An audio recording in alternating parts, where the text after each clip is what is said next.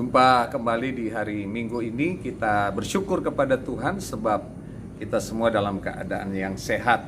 Saya berada di lantai 3 balkon, menikmati pemandangan yang luar biasa. Di belakang ada kebun, ada sawah-sawah, ada pohon-pohon yang memberikan kesejukan.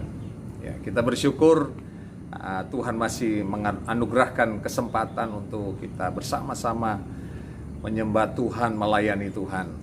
Hari ini saya akan menyampaikan firman Tuhan dengan judul Menjadi Pribadi yang Misioner.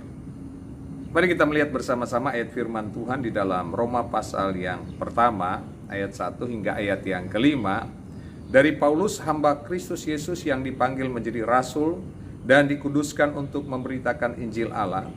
Injil itu telah dijanjikannya sebelumnya dengan perantaraan nabi-nabinya dalam kitab-kitab suci tentang anaknya yang menurut daging diperanakan dari keturunan Daud dan menurut roh kekudusan dinyatakan oleh kebangkitannya dari antara orang mati, bahwa ia adalah anak Allah yang berkuasa, Yesus Kristus Tuhan kita. Dengan perantaraannya kami menerima kasih karunia dan jabatan rasul untuk menuntun semua bangsa supaya mereka percaya dan taat kepadanya. Sekali lagi saya baca ayat yang kelima. Dengan perantaraannya, yaitu perantaraan Yesus Kristus, kami, saya, Bapak, Ibu, Saudara, menerima kasih karunia dan jabatan rasul. Jadi kita ini adalah imamat yang rajani, kita adalah para rasuli-rasuli untuk menuntun semua bangsa. Jadi bukan cuma satu bangsa, semua bangsa, supaya mereka percaya dan taat kepada namanya. Wow, luar biasa. Satu kepercayaan yang Tuhan anugerahkan bagi setiap kita. Ada jabatan rasul untuk sebuah tugas yang mulia. Paulus dalam pembacaan kita ini menyadari bahwa Tuhan memanggil dia untuk sebuah tugas pemberitaan Injil. Setelah bertobat, Paulus tidak hidup lagi bagi dirinya. Dia berkata bahwa hidupku bukannya aku lagi, melainkan Kristus yang hidup di dalam aku. Dan dia membagikan hidupnya itu kepada orang lain untuk melakukan apa yang menjadi kehendak Allah. Paulus menyadari bahwa dalam pemberitaan Injil itu merupakan tugas atau perintah Tuhan sendiri. Dan hari ini juga kita menyadari bahwa pemberitaan Injil itu adalah tugas yang mulia yang Tuhan berikan kepada kita. Dalam amanat agung tentunya, di dalam Matius pasal 28 ayat 19-20 dikatakan, karena itu pergilah, jadikanlah semua bangsa muridku, dan baptislah mereka dalam nama Bapa dan Anak dan Roh Kudus, dan ajarlah mereka melakukan segala sesuatu yang telah kuperintahkan kepadamu, dan ketahuilah aku menyertai kamu senantiasa sampai kepada akhir zaman. Nah, Bapak, Ibu, Saudara, mari kita siapkan hati untuk sebuah tugas yang mulia, amanat agung Yesus Kristus untuk pergi. Nah, bagaimana supaya kita menjadi pribadi yang misioner? Mari kita melihat bersama-sama. Yang pertama, kita harus mengalami perjumpaan dengan Sang Pemberi Misi. Siapa Sang Pemberi Misi? Yesus Kristus. Jadi tidak ada cara lain, bukan dengan belajar bertahun-tahun, tapi langkah pertama adalah kita harus mengalami perjumpaan pribadi dengan Yesus Kristus, Sang Pemberi Misi.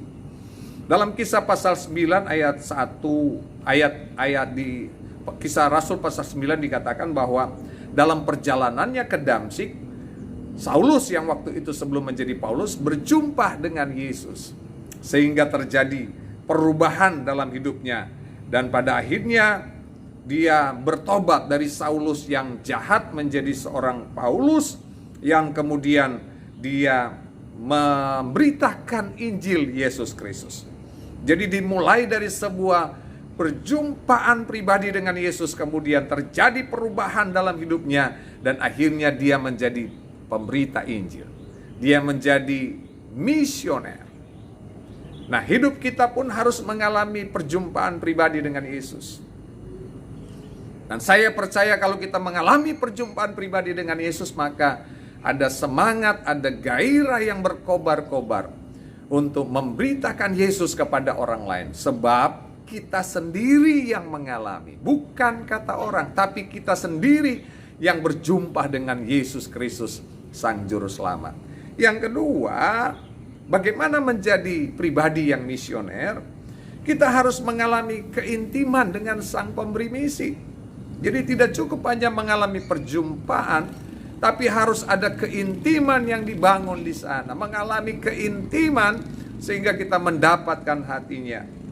Dalam Filipi pasal 1 ayat 23, Paulus berkata, "Aku didesak dari dua pihak. Aku ingin pergi dan diam bersama-sama dengan Kristus. Itu memang jauh lebih baik." Dari kalimat ini kita melihat bahwa Paulus menyatakan ada banyak pilihan-pilihan dalam hidupnya, tapi dia memilih untuk diam bersama-sama dengan Kristus. Bagaimana dengan kita, Bapak Ibu Saudara? Apa pilihan kita? Apakah kita lebih memilih untuk bersenang-senang? Apakah kita memilih untuk menghabiskan waktu menonton TV?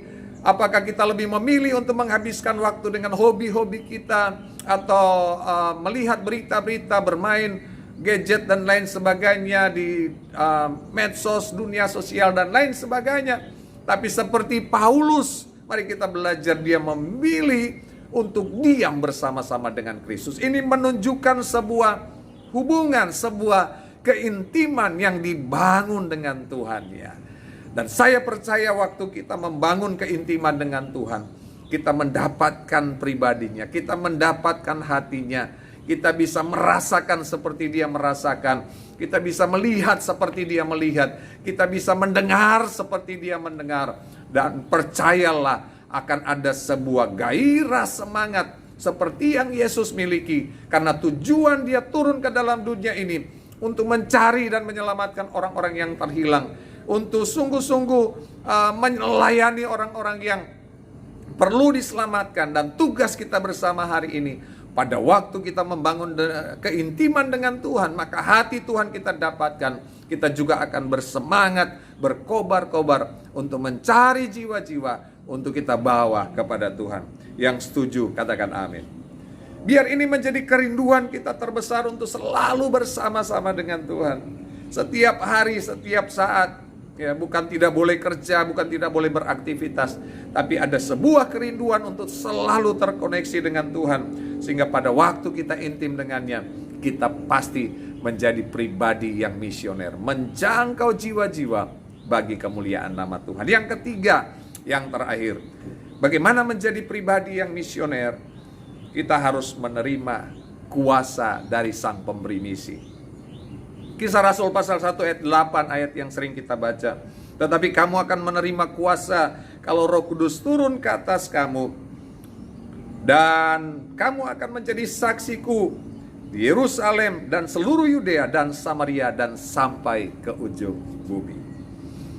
Tentu Tuhan tidak membiarkan kita diutus ya tanpa membekali kita. Percayalah bahwa ketika amanat agung diberikan itu, Dia memperlengkapi kita dengan kuasa dari tempat yang maha tinggi. Sebab penginjilan kita, misi yang kita lakukan tanpa kuasa, maka itu tidak akan berdampak atau tidak akan berarti apa-apa. Itu sebabnya kita merindukan supaya sungguh-sungguh Roh Kudus turun atas kita, memenuhi hidup kita, sehingga kita memiliki kuasa. Kuasa untuk apa dikatakan? Kuasa untuk bersaksi, kuasa untuk memenangkan jiwa, kuasa untuk bisa menjadi garam, bisa menjadi terang, kuasa untuk bisa mempengaruhi orang-orang bisa datang kepada Yesus. Saya berdoa supaya setiap kita yang mendengarkan firman Tuhan, renungan singkat pagi hari ini, kita sungguh-sungguh dijamah oleh Tuhan. Kita sungguh-sungguh memiliki hati Tuhan. Karena kita telah mengalami perjumpaan pribadi dengan Tuhan. Bangun terus keintiman dengan Tuhan. Dan minta Kuasa itu memenuhi hidup kita supaya kita sungguh-sungguh menjadi pribadi yang misioner, melakukan amanat agung, melakukan apa yang sungguh-sungguh menjadi kerinduan Tuhan, supaya semakin banyak orang yang diselamatkan untuk kemuliaan Tuhan, menyembah kepada Yesus. Karena kita tahu bahwa keselamatan tidak ada di siapapun, kepada siapapun, hanya melalui Yesus, hanya di dalam Yesus. Dia adalah Tuhan dan Juru Selamat kita. Amin. Tuhan Yesus memberkati kita pagi hari ini. Bapa, terima kasih untuk kebenaran firman-Mu. Biar sungguh-sungguh kami menjadi pribadi yang misioner. Kami mengalami perjumpaan pribadi dengan Yesus. Kami terus membangun keintiman dengan-Mu. Dan kami percaya kuasa-Mu itu mengalir atas kami. Kuasa untuk menjadi saksi. Di dalam nama Yesus kami bersyukur. Anugerah dari Bapa di surga, cinta kasih dari Tuhan kita Yesus Kristus, kekuatan penghiburan, pengurapan dari Roh Kudus, menyertai kita mulai hari ini sampai selama-lamanya. Terimalah segala berkat ini di dalam nama Tuhan Yesus Kristus. Semua yang percaya diberkati Tuhan katakan bersama, amin. Selamat hari Minggu, Tuhan Yesus memberkati kita semua. HOW, antusias? Yes, yes, yes. Haleluya.